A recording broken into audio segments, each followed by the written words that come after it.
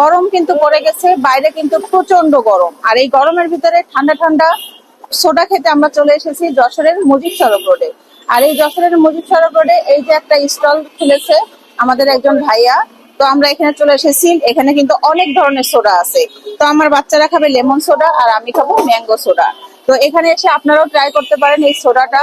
এখানে কিন্তু অনেক ধরনের সোডা আছে, এই যে আপনারা মেনু কার্ড দেখে যে যার পছন্দ মতো অর্ডার করে দিতে পারবেন। তো আমরাও আমাদের পছন্দ মতো সোডাটা অর্ডার করে দিয়েছি, একটু ওয়েট করতে হবে, এখানে অনেক কাস্টমার থাকে, সেটা কিন্তু একটা নিয়ম। তো এই যে দেখতে পাচ্ছেন আমাদের ভাইয়াটা কিন্তু সোডা রেডি করতেছে। তো আমরা একটু ওয়েট করবো আর আমরা এখানকার আশেপাশটা আপনাদেরকে দেখিয়ে দিচ্ছি। দেখতে পাচ্ছেন এই গাছটা, হঠাৎ করে আমার চোখ গেল এই গাছটার দিকে। এটা কিন্তু অনেক পুরানো একটা গাছ। এই গাছের এই গোড়াটা দেখতে, একটু কাছে নিয়ে আসো। গাছের গোড়াটা দেখলে বুঝবেন আমি এখানে বসতে আসছিলাম।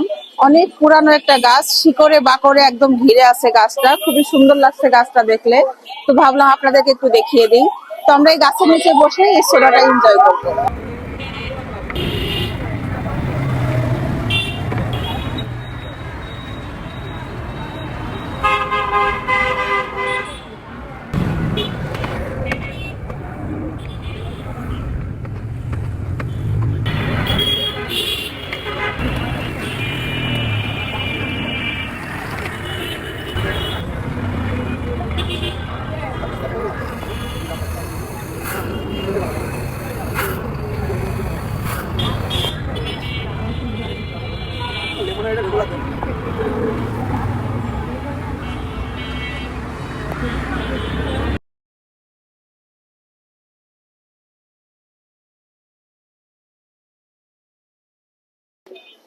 তো আমাদের সোডা রেডি।